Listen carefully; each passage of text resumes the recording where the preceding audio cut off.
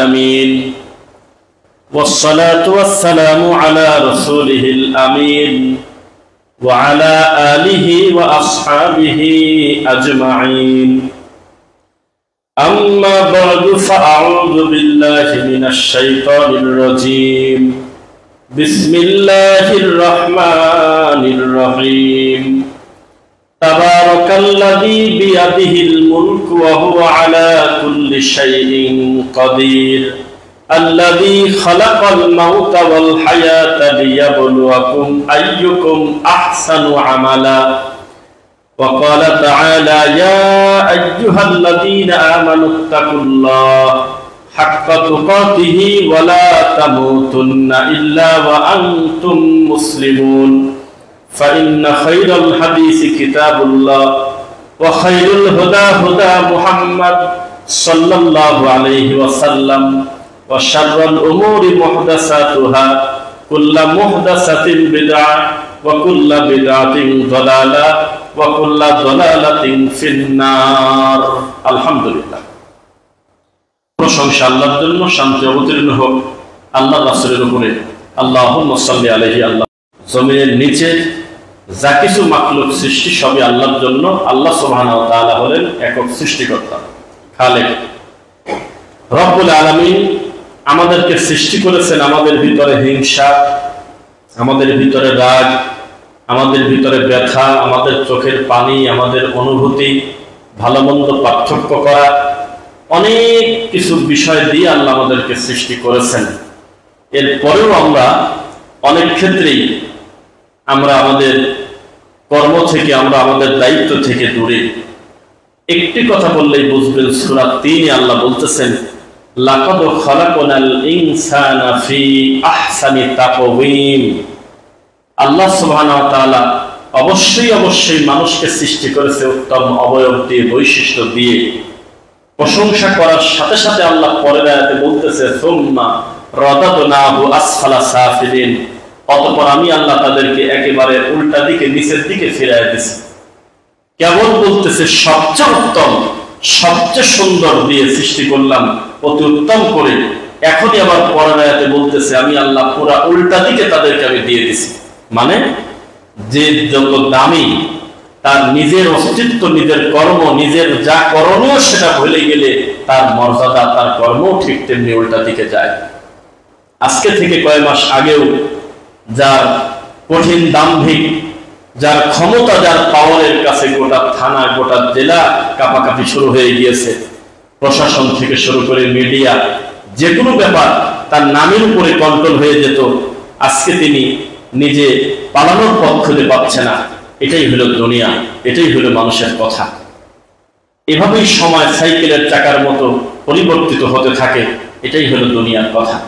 ঠিক তেমনি আল্লাহ সুবহানাহু ওয়া তাআলা এভাবেই বলতেছে আমি মানুষকে এত কিছু গুণাগুণ দিয়ে সৃষ্টি করার পরেও তাদেরকে আমি উল্টা দিকে ফেরাই একেবারে সর্বনিকৃষ্ট করলাম, কারণ তারা তাদের অস্তিত্ব ভুলে গিয়েছে। মুসলিম উম্মার ভিতরে কোনো ফিলিংস নাই, কোনো অনুভূতি নাই।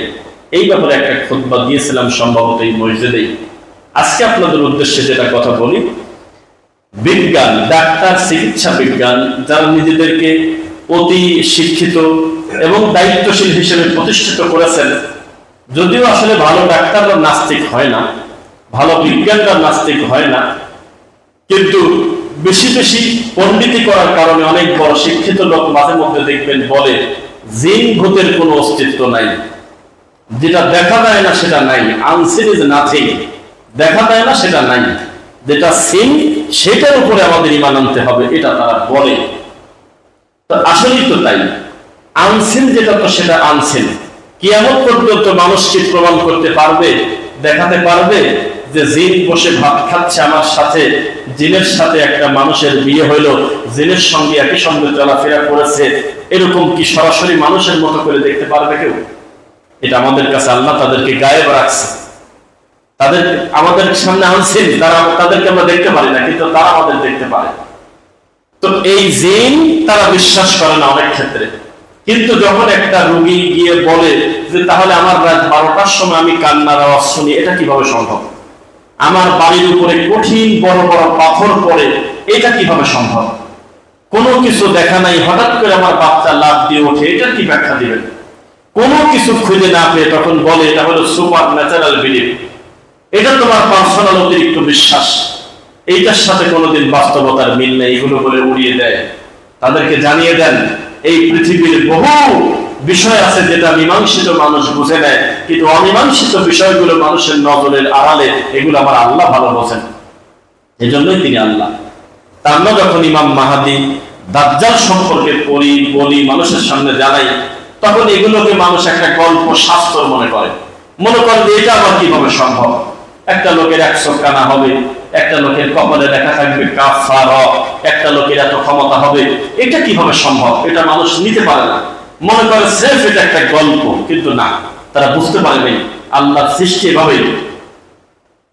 যখন দেখবেন আমার নিজের বাড়িতে পানি ঢোকে নাই, সবাই বোঝে এখন আমাদের এই বিষয় থেকে পরিত্রাণ নিতে হবে। মানুষ শিক্ষা গ্রহণ করে না। বড় বড় অন্যায়, এত বড় বড় পাপাচার, এত বড় বড় দুর্ঘটনা, এত বড় বড় কিছু দেখার পরেও মানুষের ভিতরে কোনো অনুভূতি নেই। এটাই হলো কথা। খুলিকল ইনসানু আজুলা, ওই দিক দিয়ে পুরোটা আটকায় দিয়েছে যাতে যত্রতত্র পাবলিক দৌড়ে গিয়ে মেইন হাইওয়ে রাস্তার উপরে চলাচল করতে গিয়ে অ্যাক্সিডেন্ট করে না মরে। তারপরেও এই জাতি কথা না শুনে শুধু ফ্লাইওভারে ফুটওভার ব্রিজে ওঠার এই অলসতায় এই উপর দিয়েই উল্টে লাফ দিতে গিয়ে পড়ে পড়ে মরতেছে।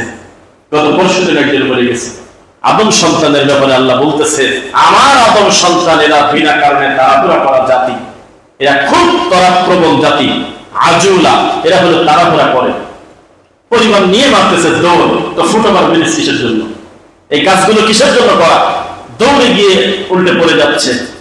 মানুষ হলো তাড়াপ্রবণ জাতি। 2, মানুষ চায় তিনি নজরে থাকতে, মানুষ নজরে থাকতে চায়। একটা ভিডিও ভাইরাল হয়েছে, দেখেছেন কিনা? একটা যুবক ছেলে ট্রেন যে যায় ওই লাইনের মাঝখানে ওখানে শুয়ে পড়তেছে। পড়ার পরে যখন ট্রেন চলে গেল তখন উঠে এমন একটা খুশি আত্মহারা, মনে হচ্ছে একেবারে মানে কি যেন বলে সেটা জয় করে ফেলছে, এরকম খুশি পেয়ে গেছে। অথচ 1 ইঞ্চির ব্যবধানে তার সে ছিন্ন ভিন্ন হয়ে একেবারে মিশে যেত কিন্তু মাটির সাথে, এটা তার চিন্তা নেই। বুঝতে তার ধারণা মানুষ আমাকে দেখবে, মানুষ আমাকে জানবে, এটা মানুষের স্বভাব। মানুষ চায় তার নিজের দিকে মানুষকে ডাকতে, আর রব চায় দা ইলাল্লাহ, যেন আমি আল্লাহর দিকে মানুষকে ডাকে। এটাই পার্থক্য। তো যাই হোক, ইমাম মাহাদি এবং দাজ্জাল সম্পর্কে আমাদের যে পূর্বঘোষিত যে বিষয়, এগুলো আমরা বলার চেষ্টা করব অল্প পরিসরে হলেও ইনশাআল্লাহ। ইমাম মাহাদি সম্পর্কে আমাদের সমাজে বহু ধৈর্য হবেন। আমি আমার এই একটু গুগল করে তদন্ত করে চ্যাটজিপিটিতে শুনে বিভিন্ন মাধ্যমে জানলাম প্রায় 62টা ইমাম মাহাদি এই 250 বছরে আছে। এই জাতি কত খারাপ! পাকিস্তানেই নাকি 4-5টা ডেলিভারি হয়েছে, তারপরে আফগানিস্তানে 3টা, সৌদি আরবের কারাগারে নাকি 4টা, ইরাকে রয়েছে 3 জন। এভাবে সিরিয়াল করে 62টা ইমাম মেহেদি পাওয়া গেছে। আসল কোনটা? মানুষ কত বড় নিমখারাম দেখেন। একটা ছেলের গায়ে হয়তো লোম বেশি, এটা তো জেনেটিক প্রবলেম হতে পারে, এর সাইন্টিফিক ব্যাখ্যা আছে। ডাক্তারের কাছে না নিয়ে বলতেছে যে দেখো এই ছেলের গায়ে যেহেতু চুল পশম সহ জন্ম নেছে, তাহলে এটাই হবে পরবর্তীতে বাচ্চা। কিসের সাথে কি লাগায় দিয়েছে? একটা বাচ্চার জন্মগত ভাবে একটা চোখ নাই, এই বাচ্চাকে নিয়ে তুলে ধরে ছবি নিয়ে পাবলিকের সামনে বলে আমিন না বলে যাবেন না, এই হলো পরবর্তী দাজ্জাল। কিসের সাথে কি লাগায় দিয়ে পাবলিক এভাবে মজা ঠাট্টা করে, অথচ সেটা নির্দিষ্ট সময়ে এককভাবে তিনি আসবেন, তার নাম হবে ইমাম মাহদী আলাইহিস সালাতু ওয়াস সালাম। এই দাজ্জাল নিয়ে কিন্তু কম মস্করা করেন আমাদের দেশের যুবকরা।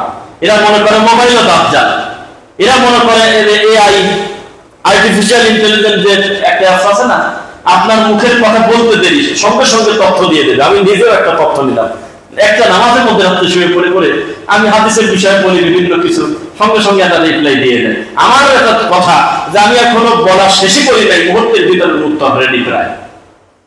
এত আশ্চর্য হওয়ার পরেও তাকে কি দাজ্জাল বলা যাবে? আপনি কিসের ভিত্তিতে দাজ্জাল বলবেন তাকে? আমি প্রশ্ন করলাম যে কোরআন এবং সহিহ হাদিস অনুসরণকারী একমাত্র দল কোনটি? তো আমাকে 3-4 লাইনে জবাব দিচ্ছে যে এটার নাম ভিন্ন হতে পারে, তবে কোরআন এবং সহিহ হাদিস অথেন্টিক ভাবে মেনে চলে এবং চলার চেষ্টা করে তাদেরকে আহলুল হাদিস সালাফি বলে। আরো বিভিন্ন কিছু জিজ্ঞাসা করলাম সালাতের সময়, বিভিন্ন কিছু তিনি উত্তর দেয়। এইটার নাম দিয়েছে দাজ্জাল। যদি আমার কথা না মেলে আপনি আমাকে বলবেন। এখন ইউটিউবে লিখবেন এআই হলো দাজ্জাল।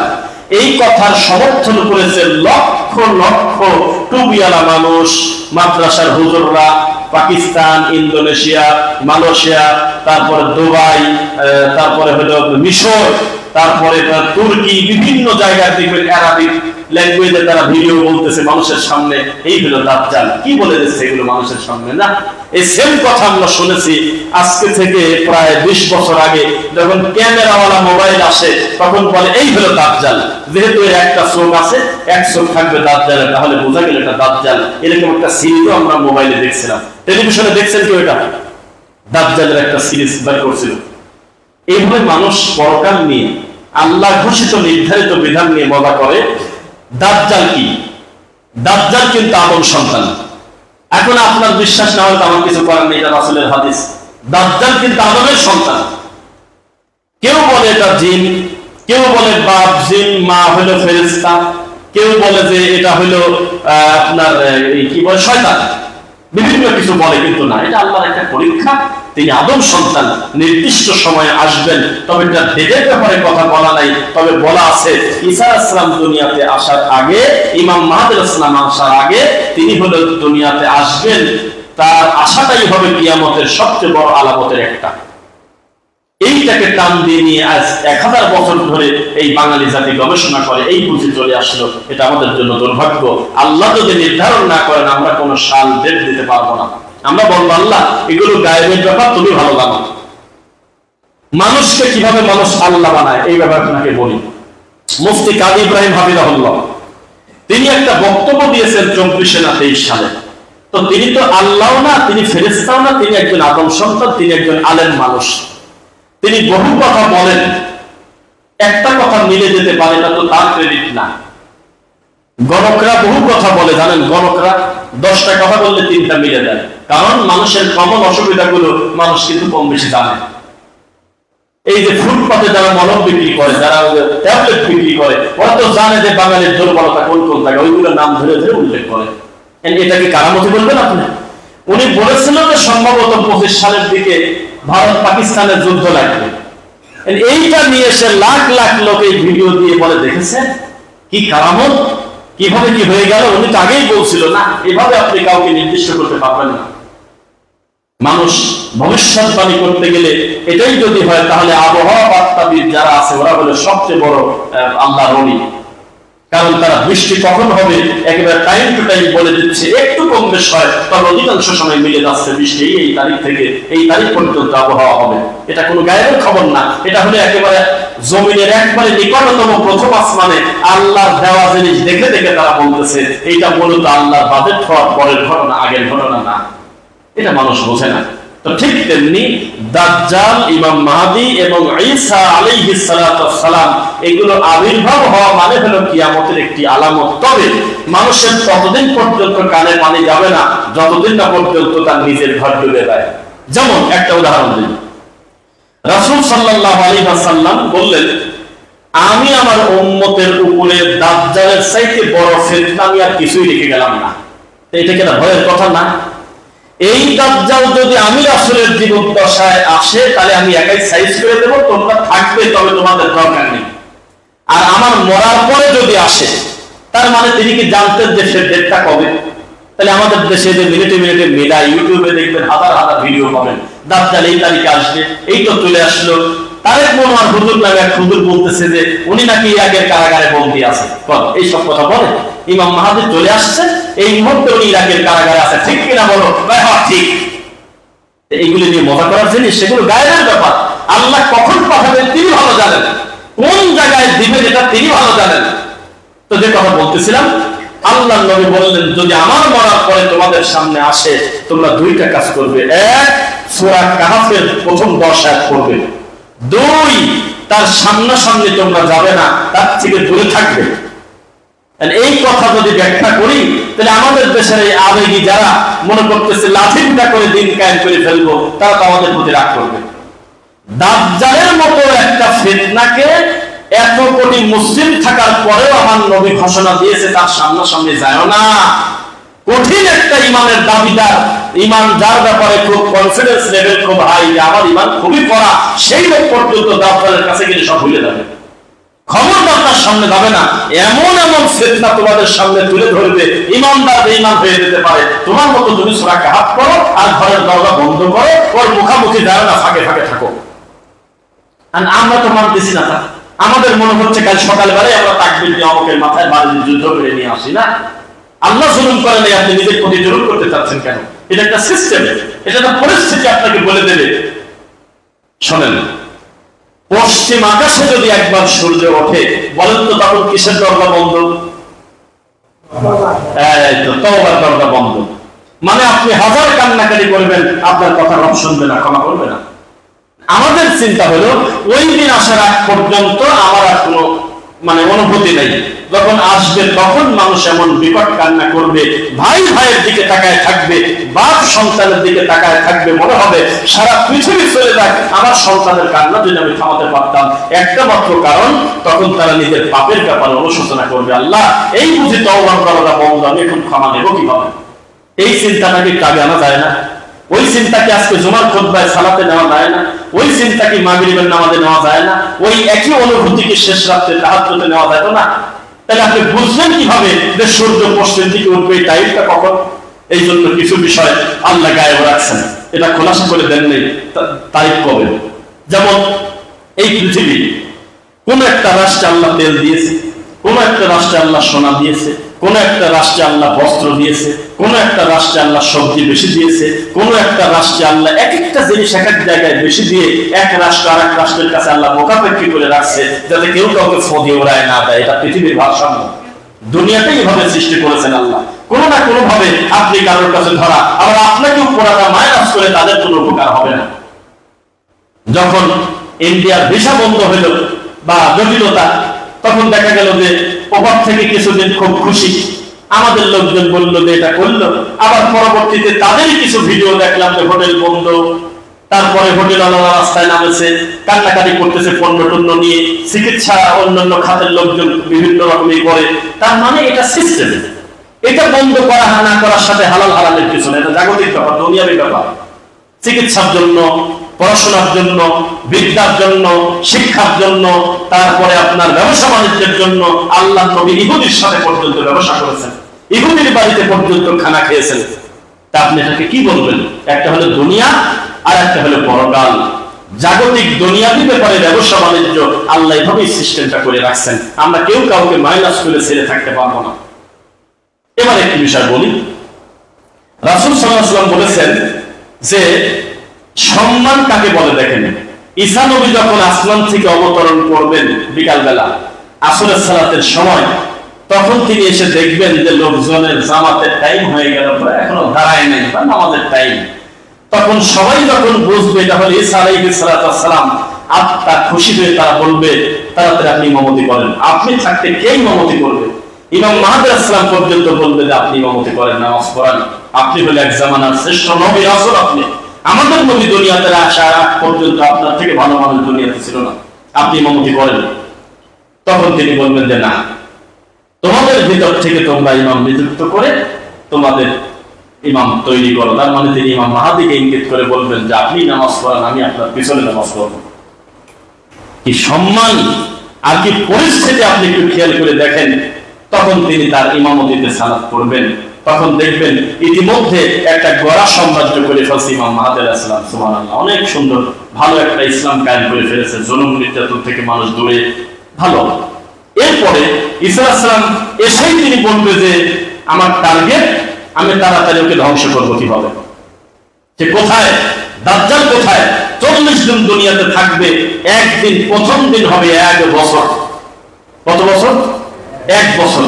দ্বিতীয় দিন সমান হবে 1 মাস, 3 নম্বর দিন হবে 1 সপ্তাহ, আর বাকি 37 দিন হবে তোমাদের দিনের মতো। হে আল্লাহর রাসূল, তখন আমরা নামাজের মতো ঠিক করবো কিভাবে? তখন রাসূল বললেন তোমরা একটা হিসাব করে নিও, একটা ধারণা করে নিও, একটা বুঝ করে নিও, কি করা যাবে ওভাবেই করবে। কিন্তু তিনি বলেন নাই যে নামাজ পড়ার দরকার নেই। বোঝা কি যাচ্ছে? একদিন হলে 1 বছর, তাহলে আমরা যোহর আর মাগরিব ঠিক করবো কিভাবে, ফজর ঠিক করবো কিভাবে? তখন রাসূল বললেন সেটা তোমাদের মতো করে তোমরা একটা পরিবেশ করে নিও, তবে নামাজ তোমাদের উপরে মাফ হবে না।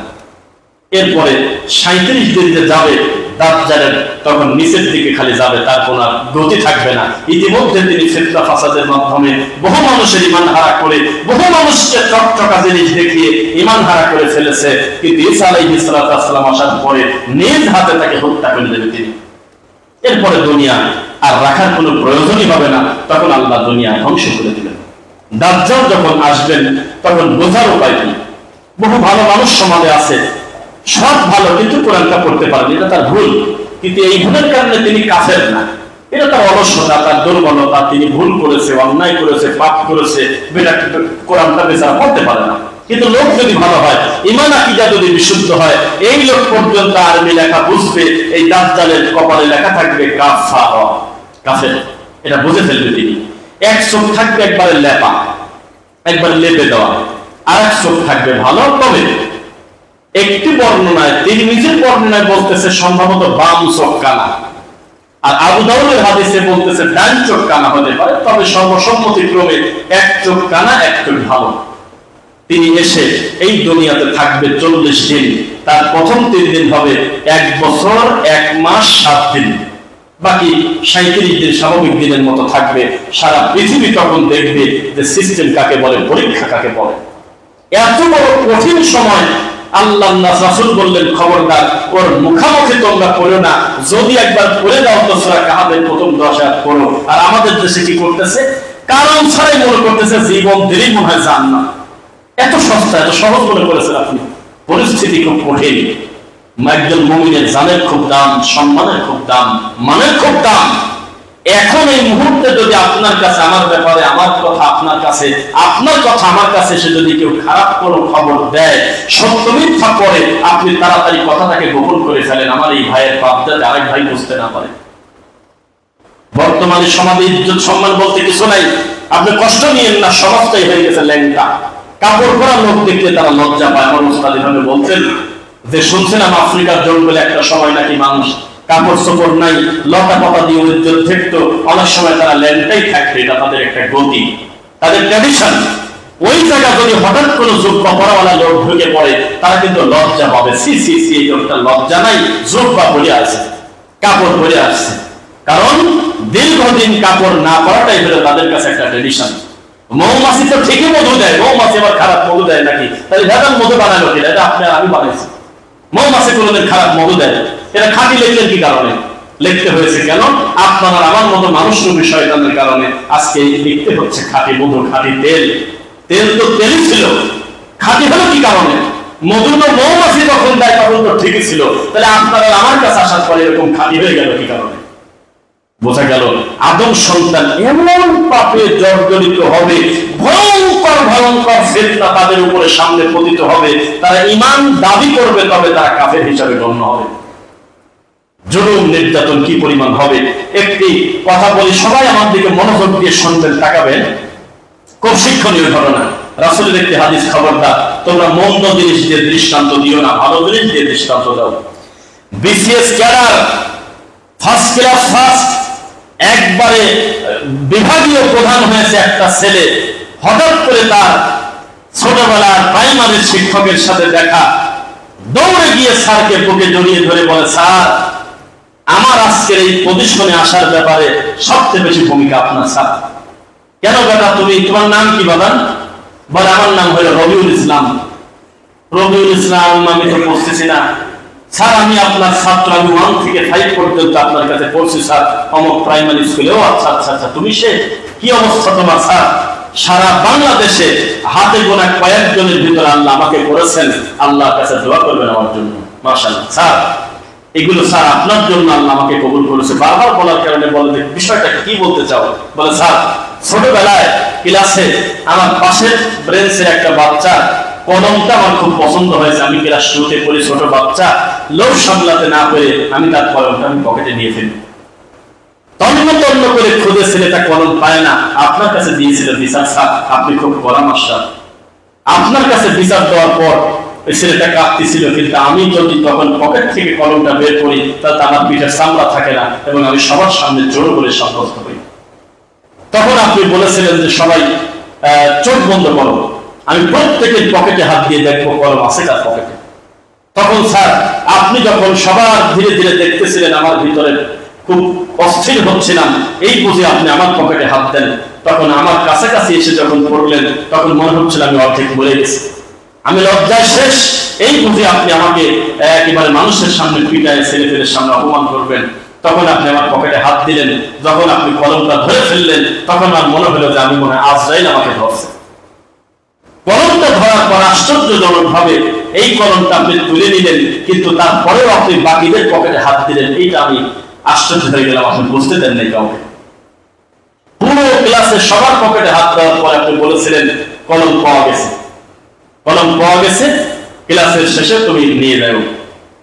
আমরা সবাই জানতে চাইলাম যে স্যার কার পকেটে পাওয়া গেছে। সবাই বলল আপনি আমার নাম বলেননি স্যার। স্যার এই যে আপনি আমাকে একটা আঘাত করেন নাই, মারেন নাই, আমার পাপটা মানুষের সামনে ওপেন করেন নাই, এর থেকে বড় শাস্তি পৃথিবীতে হতে পারে না। আমি এটা মাথায় নিয়ে আমি বাকি জীবন পড়াশোনা করছি আপনি আমার এই পাপ ঢেকার কারণে। তখন স্যার বলল যে তাহলে তুমি সে। স্যার আপনি জানেন না আমি সে, আপনি তো আমার চিনলেন আমি রবিউল। বলে শোনো, আমি যখন সবার পকেটে হাত দিয়ে চেক করি তখন আমার চোখে বন্ধ ছিল। কথা কি ওজন বোঝেন? বলে আমি যখন সবার পকেটে হাত দিই তখন আমার নিজের চোখ আমি বন্ধ করছিলাম। আমার চোখ যে আমি আমার এক ছাত্র কলম চুরি করছে, আমি চোখ দেখবো কিভাবে? কিভাবে আমি দেখবো? আমি এটা পারবো না। এজন্য আমি নিজের প্রত্যেকটা ছেলের সিরিয়ালে যাওয়ার সময় আমি লাইনের শুরুতেই চোখটা বন্ধ রাখছিলাম। আমি নিজেও যাতে বুঝতে না পারি কলমটা ছিল কার পকেটে। তুমি না বললে তো আমি জানতামই না ব্যাপার। মুসলিম দুর্ভাগ্যজনক বশত এই এই এই ঘটনা সত্য মিথ্যা জানি না, তবে লেখছে একজন হিন্দু। এই দুঃখে আপনার মনে দেওয়া উচিত, আত্মহত্যা জায়েজ নাই। এটা অমুসলিম এই শিক্ষণীয় ঘটনা লেখে। আমার নাম বলা ভুল হয়েছে, রবিচন্দন, রবিউল বলেছিলাম, রবিচন্দন। অথচ এই শিক্ষা দরকার ছিল মুসলিমের, আমাদের থেকে ধার করে নিয়ে তারা চলবে। তো মুসলমানের কোন আত্মসম্মানের দাম নেই। একজন দুইজনের জন্য গল্প করতেছে, আর একজন যাওয়ার পরে হয়তো কথাটা বন্ধ করছে, তাদের কোনো প্রাইভেসি ছিল। উনি বারবার খোঁজাচ্ছে, কি জানি বললেন, কি জানি বললেন, কি জানি বললেন, আব্দুর রহমানের মতো নাম শোনা গেল, কি জানি বললেন। বারবার খোঁজাচ্ছে যাতে এদের গোপন কথাটা ও জেনে ফেলে। মানুষের মান সম্মান ইজ্জত বলতে কিছু নেই। এই মাঠটাই চলতেছে এভাবে মানুষের মান সম্মান নষ্ট করার জন্য। বিচারের মাঠে নবী সাল্লাল্লাহু আলাইহি ওয়াসাল্লাম বলেছেন, আমার উম্মত সেদিন ধ্বংস হয়ে যাবে যেদিন তার নিজের আত্মসম্মান বোধ, নিজের ব্যক্তিত্ব হারিয়ে ফেলবে। সুম্মা রাদাদনাহু আসফালা সাফিলিন, ওদিন তোমরা জেনে রাখবে আমি আল্লাহ তাদেরকে সর্বনিম্ন উল্টা দিকে করে ফেলেছি। তার দাম নাই বালহম আদল, ওরা গরু কুকুর শিকারের চাইতে খারাপ। বালহম আদল, তার থেকে নিকৃষ্ট। তাদের কোনো মর্যাদা থাকবে না, কোনো সম্মান থাকবে না। আজকে মুসলমান গাছে গাছে আল্লাহ লেখা খোঁজে, গোস্তের টুকরার ভিতরে নবীর নাম খোঁজে, পাতায় পাতায় লিখে রাখে, দোকানে দোকানে ঝুলায় রাখে 12 পৃষ্ঠার আরবি আয়াত। একটা কথা জিকির নাই মুখে, একটা দরুদ পড়ে না, একটা জিকির সকাল সন্ধ্যা পড়ে না, কোরআন পড়তে জানে না। উনি বিরাট বিরাট নকশা কাকা ঘর ফেলে ফেলছে, গাছে গাছে লিখে রাখছে যে এই হলো সেই, এটা হলো অমুক অমুক, না কিচ্ছু জানে না। এই জাতির কল্যাণ কিভাবে হবে? এই জাতি ব্যস্ত থাকবে শুধু আল্লাহর দ্বীন নিয়ে, তখন তার মর্যাদা বৃদ্ধি হবে। পৃথিবীর অমুসলিমরা মুসলমানদেরকে দেখে তাদের কলিজা কাঁপবে যে এই হলো সে, যার কারণে আসমান থেকে এখনো বৃষ্টি পড়ে। এই হলো সেই মুসলিম যার কারণে আল্লাহ এখনো আমাদের পুকুরে মাছ দেয়। এই হলো সেই মুসলিম তারা যাদের কারণে আমরা অমুসলিমরা এই দুনিয়াতে টিকে আছে। এখন পুরো উল্টে হয়ে গেছে। এটা কালকে একটা ভিডিও দেখলাম, আল্লাহ কসম টুপিওয়ালা হুজুর সহ মেয়ে ছেলে পেলে সহ মাজারের সামনে তারা সেজদা দিয়ে পড়ে আছে। এই জাতি আপনি কি করবেন বলেন? একে দিয়ে কোন জায়গায় কি করবেন? যুদ্ধে গেলে তো পাকিস্তানের বর্ডার পর আগে পড়া চলে আসেনি, যশোর থানা প্রত্যেকে ঘুরে চলে আসবে। কোথা থেকে 2 টাকা দামের একটা বাঁশিতে যদি কোনো বাচ্চা ফো দেয়, এটা ভয়তে চলে যাবে জিহাদের। এই তো মনের সাহস। এটা তো দরকার না। দরকার কি? যেই ঈমান আমার নিজের কোনো উপকার করতে পারে না শরীয়তের ব্যাপারে, এই ঈমান আপনাকে কি উপকার করবে, কি কল্যাণ করবে? আমার ঈমান আমাকে সুদ খাওয়া ঠেকায় না, আমার ঈমান আমাকে ঘুষ খাওয়া ঠেকায় না, আমার ঈমান আমাকে বেনামাজি থেকে ঠেকায় না, আমার ঈমান আমাকে আরেক ভাইকে গালি দেওয়া থেকে ঠেকায় না। তাহলে আমি জাতির দায়িত্ব নিলাম কি হবে? কঠিন। আল্লাহ সুবহানাহু ওয়া তাআলা কঠিন ধমক দিয়ে বলেছে, খবরদার, ইন্নাল ইনসানা লিরাব্বিহি লাকানুদ। এটা মনে রাখো, তোমরা হলো নিমক হারাম। তোমাদেরকে এত নিয়ামত দেওয়া হলো, তোমরা হলো বনী ইসরাঈলের মতো নিমক হারাম। আসলে তো তাই, এত নাফরমানি করে, এত গাদ্দারি করে, মানুষের জীবনের কোনো মূল্য নেই। সামান্য কয়টা টাকার বিনিময়ে বা দুনিয়াবি কোনো কারণে 1 মিনিট আগে যে ছেলে জীবিত, মুহূর্তের ভিতরে সে ছেলের হাত পা বিচ্ছিন্ন করে দিচ্ছে, মাথা সহ। ভিডিওতে দেখতেছি ফেসবুকের কারণে। সহ্য করা যায় এগুলো দেখে? এইভাবে আমরা দুনিয়াতে টিকে আছি। এই হলো মুসলিম। এই দৃশ্য নিয়ে নিয়ে অমুসলিমরা মিডিয়াতে দেখা, এই দেখো মুসলমান মানেই হলো সন্ত্রাস, এই দেখো ইসলাম মানেই হলো সন্ত্রাস। আজকে মুসলিমের নামই সহ্য করতে পারে না, ইসলাম সহ্য করতে পারে না। কত বড় মাজলুম, নির্যাতিত হলে একটা মানুষ তার মাতৃভূমিতে টিকতে পারলো না, পৃথিবীর 6টা ইহুদি রাষ্ট্রে, খ্রিস্টান রাষ্ট্রে লোকটা ঢোকা নিষেধ। মালয়েশিয়াতে বসে থাকবে কিন্তু কোনো বক্তব্য দিতে পারবে না, সৌদি আরবে পর্যন্ত টিকতে পারলো না, দুবাইতে তার নিজের পিস টিভির অফিস আদালত ছেড়ে লোকটাকে চলে যেতে হলো মালয়েশিয়া। এরপরেও এই জাতি এই পিস টিভি বন্ধ করার জন্য হুজুর মানুষরা রাস্তায় বের হয়েছিল। আমাদের পর গরম আসবে নাকি আসবে? আমরাই তো বর্তমান জামানার বাণী ইসরায়েল, আমরাই তো সেই অকৃতজ্ঞ জাতি। গজব আসলে তো আমাদের প্রতি আগে আসবে। গজব আসলে মনে করবেন যে আসমান থেকে যদি কোনো পাথর আসে, এই পাথরটা প্রথমে মন্দিরে পড়ার আগে পড়বে হলো ওই পাকা কবরে, মাজারে পড়বে আগে। এদের কারণে আজকে দিন ধ্বংস। আজকে মানুষের ইসলাম নিয়ে মানুষ মজা ঠাট্টা করে, শরীয়ত নিয়ে আর কি ঠাট্টা করে। আর বর্তমান হুজুরদের ওয়াজ, এগুলো তো সব সার্কাস হয়ে গেছে। আপনাদের দেখছেন মনে হয় সার্কাস, মানে কি বলতেছে মুখ দিয়ে তার হিসাব নেই। আজকে বলেই ফেলি, একটা বক্তার নাম কবির বিন সামাদ। এরকে মানুষ বললে গোটা মানুষ জাতিকে মানে অপমান করা হবে, এরা আদালতে আসামি করবে, না মানুষই না। এই লোকটা গজল বানায় যে নামে তারা নাম দেয় আহলে হাদিস, তাদের নামের আগে শায়েখ লাগায়, এরা হলো শিক্ষিত শয়তান। এভাবে বলে বলে যে কি পরিমাণ বেজ্জিত ব্যঙ্গ করছে, খিলখিল করে নাচে, মুখে কালি নেয়, ময়দা নিয়ে কালা দাড়ি সাদা বানায়। চাচা তুমি কোথায় চাচা, এমনি বলে। হ্যালো, তুমি কি আমেরিকার প্রধানমন্ত্রী হবো? তুমি কি পরিমণি? এমনি ফোন কানেনি, সবার কথা বলছে। গালাগালিটা তো যে কোনো মানুষের জন্য খারাপ, কিন্তু সবাই ঢালাও ভাবে ওই বিএনপির নেতাকে গালিগালাজ করে। কেউ জানতে চায় না ওদের ব্যাপারটা কি, কারণ নাকি কেউ আর লেখে না, খালি বলে নেতা এটা কাজ করছে নাকি। পুরো ভিডিও যখন দেখলাম তখন দেখলাম যে গালি দেওয়াটা হয়তো ঠিক হয়নি, কিন্তু পিটানো খুব একটা অন্যায় হলো না, ছিল তো বিয়াত। ও বলতেছে তারেক রহমান সম্পর্কে, ও বলতেছে বিভিন্ন দায়িত্বশীল সম্পর্কে বাজে কথা মঞ্চে। ওর দেখেনি আসছে কি কারণে আপনি বলেন তো, দুঃখিত কথা।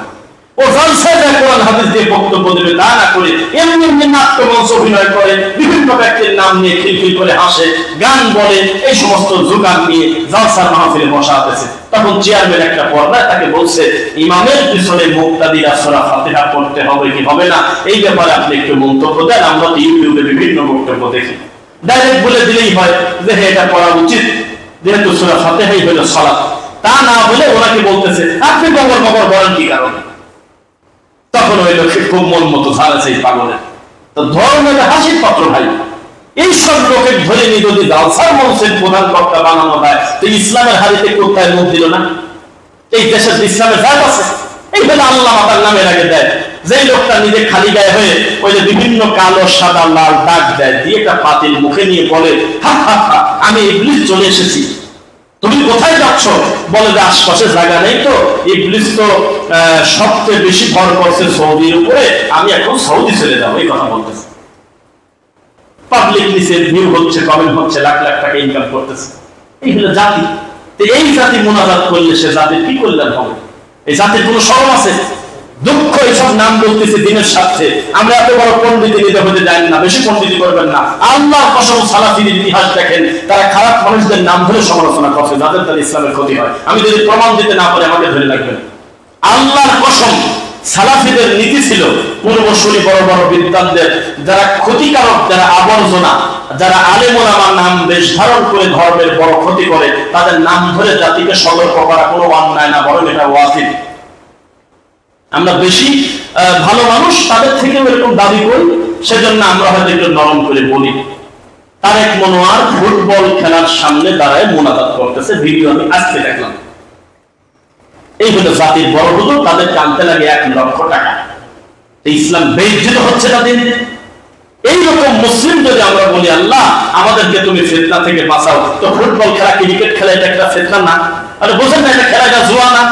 এখন আর ঘরে ঘরে তাস খেলা নাই, এখন আর মিনিটে মিনিটে ওখানে জুয়া খেলে না, রাস্তায় রাস্তায় বসে এখন মোবাইলে জুয়া খেলতেছে। 6 উইকেটে এত রান, এত বলে এত এক বাদী হয়ে যাচ্ছে, লক্ষ লক্ষ কোটি কোটি টাকার বাদী। গাজীপুরে নাকি কোন একটা জায়গা আছে যে গোটা মহল্লাটাই চলে জুয়ার উপরে, তাদের ইনকাম সোর্স শুধু ওইটা। আরো বেশ কিছু জিনিস দেখলাম আমরা ইউটিউবে, মোবাইলে দেখি, জুয়া, এই জুয়া কি হালাল না হারাম? শুধু হারাম নাকি? কোরআনে উল্লেখ করা ডাইরেক্ট, ইয়া আইয়ুহাল্লাযীনা আমানু ইন্নামাল খামরু ওয়াল মাইসিরু ওয়াল আনসাবু ওয়াল আজলাম রিজসুম মিন আমালিশ শাইতান ফাজতানিবুহু লাআল্লাকুম তুফলিহুন। কত বড় ভয়ঙ্কর কথা! আল্লাহ জুয়াকে হারাম করছে, এই জুয়া খেলতেছে মোবাইলে বসে, আর এই জুয়া উদ্বোধন করতেছে তার এক মোনাত হুজুরকে দিয়ে। কি কপাল! একটা বল আমি দেখাই আপনাদের হাত দিয়ে, বল হলে সেখানে গোল হবে না, বল রয়েছে, তাই হুজুর গেছে, আর আশপাশে যারা 11-22 জন আছে তারা হুজুরকে নিয়ে গেছে একটা মোনাজাত করে দিতে। পাগল মোনাজাত করে কাঁদতেছে, তাই না? মোনাজাত করে কি করতেছিস? এই ইসলাম নিয়ে মজা ঠাট্টা করে না, ছেলে মহান উদ্বোধন করতেছে। শরম আছে, লজ্জা আছে? একটা অসুস্থ ব্যক্তি বেডে শুয়ে আছে, তার সামনে নাম বলবেন না, বড় হুজুর যান মোনাজাত করতেছে। এটা সিস্টেম, এটা রাজনৈতিক মোনাজাত, এটা কোন ধরনের মোনাজাত আমি এটাই বুঝলাম না। ওখানে তার মাথায় হাত দেন না কেন? বলেন যে লা বাসা তাহলে ইনশাআল্লাহ আল্লাহ তোমাকে সুস্থ করে দেবে, উত্তম সেবা দেবে। আযহিবিল বাসি ওয়াশফি আনতা শাফি লা শিফা ইল্লা শিফাউ শিফাউল লা ইউগাদিরু সাকামান। বলে যদি চলে আসেন তাহলে 70,000 রহমতের ফেরেশতা আপনার জন্য আল্লাহর কাছে কল্যাণ কামনা করবে। তা না করে ওই ছেলে, একটা ছেলে বেডে শুয়ে আছে, এই ছেলের সামনে যা মোনাজাত করে কাঁদতেছে। কোন বিপদের বিপদ? ছেলেটা অজ্ঞান, মানে চিকিৎসা হয়েছে। তো ইসলাম নিয়ে কি তামাশা চলে না আমাদের দেশে? দিন নিয়ে কি মশকরা চলে না? চলতেছে। এই হলো পরিস্থিতি, সাবধান। ইসলাম নিয়ে কোনো মজা ঠাট্টা করলে তার পরিণতি কিন্তু ভয়াবহ। এই জন্য কাজ হয় না। আমি আপনাকে বারবার বলি খুতবায়, খালেদ বিন ওয়ালিদ একটা হলে যথেষ্ট, আর এখন 2-250 কোটি মুসলমান আমরা, তারপরেও কাজ হচ্ছে না। দিন দিন খালি মায়ের খাচ্ছি। আমরা আমাদের মূল জায়গায় শিকড়ে হাত দিচ্ছি না। যেই জাতিকে যদি বলা হয় বলো তো তোমার সৃষ্টিকর্তা কোথায়, তিনি বিরক্ত হয় উত্তর দেওয়া বাদ দিয়ে। যদি বলা হয় তোমার নবীকে আল্লাহ কি দিয়ে সৃষ্টি করেছেন, একটা ভুল উত্তর দেয়। বলো তো গায়েবের মালিক কে, এটা বললে তিনি একটা ভুল উত্তর দেয়। বলো তো পীর ফকির সম্পর্কে আকীদা কি, ভুল উত্তর দেয়। বলো তো মৃত মানুষের কাছে কিছু চাওয়া যাবে কিনা, ভুল উত্তর দেয়। বলো তো কোন মাখলুকের ওসিলা দিয়ে আল্লাহর কাছে কিছু চাওয়া যায় কিনা, ভুল উত্তর দেয়। এই জাতি আপনি কিভাবে কি করবেন? ইমানের ক্যান্সার, সব কিছু ভেঙে যায়, কিন্তু জাতি ইমান ভঙ্গের কারণ জানে না। ইমামের ট্রেনিং হচ্ছে। বলেন তো সূরা ফাতিহাটা একটু সুন্দর করে শোনান দেখি কেমন হয়। তারাবিতে কোরআন তেলাওয়াত কিভাবে করবেন একটু আমাদের শোনান তো দেখি। আপনি সূরা বাকারাটা একটু পড়েন তো, বলেন তো ওযু ভঙ্গের কারণ কয়টি? এগুলি শেষ করে দিয়েছে, আর কোনো কিছু জানার নেই। আরে বাবা, ইমামতি করার জন্য যেই জিনিস দেখার দরকার আপনি এখনো জিজ্ঞাসাই করেননি, একটাও না। এই ইমামের আল্লাহ সম্পর্কে তার আকীদা শুদ্ধ কিনা, রাসূল সম্পর্কে তার ধারণাটা সঠিক কিনা, বিদআত এবং শিরক যে দুইটা বড় বড় পাপ আছে দুনিয়াতে, এই পাপ সম্পর্কে এই বেচারা কোনো জ্ঞান রাখে কিনা, কিছু জিজ্ঞাসা করে না। খালি বলে যে বাহ, ওনার কোরআন তেলাওয়াত তো খুবই সুন্দর। তো সুন্দরটাতে কি হলো? আপনি কার কথা বলতেছেন? শিয়াদের কোরআন তেলাওয়াত শুনলে আপনার মানে মন ভরে যাবে, মনে হবে কি রে। পাকিস্তানের কিছু শিয়া আছে ছেলে পেলে, তারা দেখবেন ইয়া আলী ইয়া আলী ইয়া হোসেন হোসেন বলে চিৎকার দিয়ে ওঠে। এত মিষ্টি গলারে ভাই, এত সুন্দর গজল বলে। এই গজল আমাদের দেশে খুব নাম করে।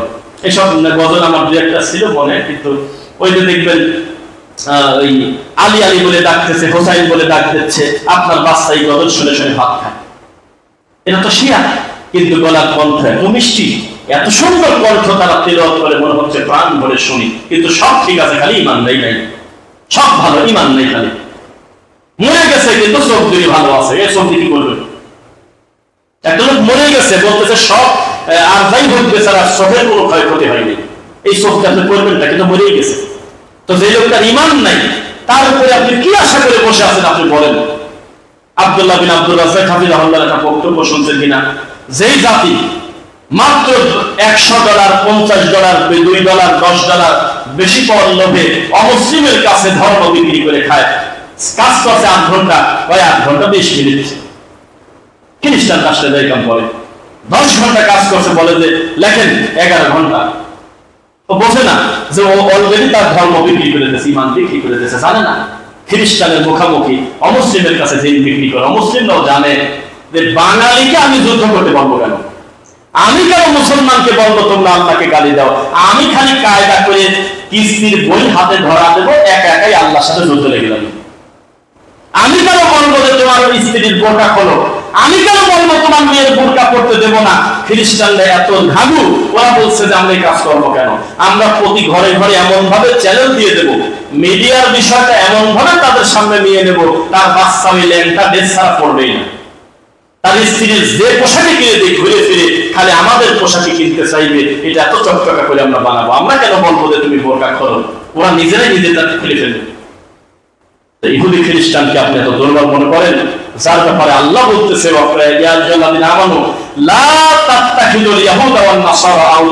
খবরদার ইহুদি খ্রিস্টান তোমাদের বন্ধু না, তারা তারা নিজেরা নিজেরা ভাই, তারা তোমার ভাই না, বন্ধু না। সময় পেলে তোমার হাঁটু ভেঙে দেবে, পরিস্থিতি তো তাই। ঘরে বসে বসে সিরিয়াল করে, চীন আমার, রাশিয়া আমার, অমুক আমার, বিভিন্ন নাম নেয়। একবারও আপনার বলতে লজ্জা করে না যে পৃথিবীতে যদি বৃহত্তম যুদ্ধ হয়, আল্লাহ ঘোষিত যদি কোনো যুদ্ধ হয়, এই যুদ্ধ হবে হক আর বাতিল, মুসলিম আর কাফেরের। একজন কাফের মুসলমানের পক্ষে থাকবে না, থাকবে না, থাকবে না। আপনি কাকে সিরিয়াল করতেছেন? তারা তারা কামড়াকামড়ি করতেছে আপনার মনে হচ্ছে, কিন্তু মুসলমানদের বিরুদ্ধে কথা আসলে সব কাফের এক হয়ে যায়। মুসলমান হয়তো এক হবে না, কিন্তু কাফেররা ঠিকই এক আছে, কাফেররা এক আছে। এর থেকে তারা গোবরকে তারা রাষ্ট্রীয় খাবার বানাইছে। গাভীর দুধের থেকে গাভীর সোনা, গাভীর পেশাবের দাম বেশি তাদের কাছে। যারা বাচ্চা না হলে গোবর খেতে বলে, এত খারাপ আকীদার লোক পর্যন্ত তারা তাদের স্বার্থে, দেশের স্বার্থে তারা যে কোনো জায়গায় বোম মারি, যে কোনো জায়গায় সব ধ্বংস করে দিতে পারে। কিন্তু মুসলমান হলে এমন, এক মুসলিম বিপদে পড়লে আর এক মুসলিম বলে না আমার তো কিছু হয়নি, কোনো কিছু আসে যায় না। এই মুসলিম দিয়ে কি জয় হবে না আল্লাহ সাহায্য লাগবে? সাহায্য লাগবে, এটা আপনি মনে রাখবেন। খালি যদি একই কথা বলেন যে বদরের 313, ওদের 1000, আমাদের সংখ্যা কম তাদের বেশি, আপনি মূল কথায় হাত দিচ্ছেন না কেন? তাদের ইমানের দিকে তাকান, তাদের ইমানের গতি ছিল কেমন, তাদের পরিস্থিতি ছিল কেমন। তারা বলতেন, শোনো হিরাক্লিয়াস, এই কাফেরের বাচ্চা শোনো, কোন একটা মুসলমানের কোন একটা সতীর্থ নারী তো দূরের কথা, কোন একজন বাচ্চা যদি তোমাদের কাছে যদি জিম্মি থাকে, আমাদের কোন নারী যদি তোমাদের কাছে 1 মিনিট বন্দী থাকে, তাহলে আমাদের মুসলিমদের এক মাথা থাকবে এখানে, আর এক মাথা থাকবে তোর গলার কাছে, তোর গলায়। এত সস্তা কথা। মুসলিমের বিজয় আসবে আর মুসলিম কোনো কাজ করবে না, মুসলিম ধোঁকাবাজ করবে, মুসলিম মুসলিমকে কষ্ট দেবে, মুসলিম মানুষের প্রতি জুলুম করবে, আর সহজে হয়ে যাবে। এই দুনিয়াটা কিন্তু জালেমের পক্ষে, মাজলুমের পক্ষে না। এই দুনিয়াটা কিন্তু জালেমের পক্ষে, মাজলুমের পক্ষে না। মানুষ চায় না আপনার আর আমার দ্বন্দ্ব মিটে যাক, এটা চায় না। কেউ অস্ত্র বিক্রি করার ধান্দায় বসে আছে, কেউ দুনিয়াবি সুবিধা নেওয়ার আশায় বসে আছে, বিভিন্ন ভাবে সে ফায়দা নেবে। তবে মূলত মুসলিম ধ্বংস করাটাই হলো তাদের স্বভাব। একজন বলেছিল, যারা সুশীল সমাজে যারা বলে যে আমরা সেকুলার, ধর্ম নিরপেক্ষ, তারা সব ব্যাপারে নিরপেক্ষ, কিন্তু হিজাবের ব্যাপারে নিরপেক্ষ না। হিজাব তাদের পছন্দ হয় না। তারা সব ব্যাপারে পক্ষে, কিন্তু ইসলামের ব্যাপারে কথা আসতে তাদের পছন্দ হয় না। এটা হলো তাদের অবস্থা। নাস্তিকদের মতো, নাস্তিকরা হিন্দুদের ব্যাপারে নরম, খ্রিস্টানদের ব্যাপারে নরম, বৌদ্ধদের ব্যাপারে নরম, কিন্তু মুসলমানদের ব্যাপারে কঠিন। কিছু ছেলে মাদ্রাসায় পড়াশোনা করার পরেও নাস্তিক হয়েছে, জানেন আপনারা? দু একজন নাম জানেন? কেউ বলুন তো, কেউ? হ্যাঁ,